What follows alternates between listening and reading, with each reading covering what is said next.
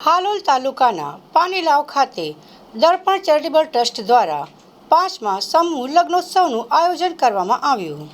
હાલોલ તાલુકાના પાનીલાવ ગામે દર્પણ ચેરિટેબલ ટ્રસ્ટના પ્રમુખ કૃણાલભાઈ ભાટિયા સહિત ટ્રસ્ટના અગ્રણીઓના સૌજન્યથી 5મો સમૂહ લગ્નોત્સવનું આયોજન રવિવારના રોજ કરવામાં આવ્યું હતું,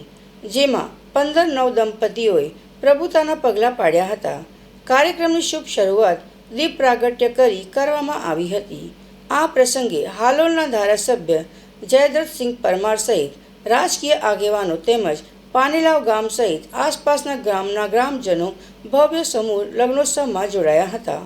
જેમાં પ્રભુતાના પગલાં પાડી દાંપત્ય જીવનની શુભ શરૂઆત કરનાર 15 જોડાઓને દર્પણ ચેરિટેબલ ટ્રસ્ટ અને દાતાઓ દ્વારા કન્યાદાન કરી કર્યાવર સહિત વિવિધ પ્રકારની ભેટો સોગાતો આપવામાં આવી હતી,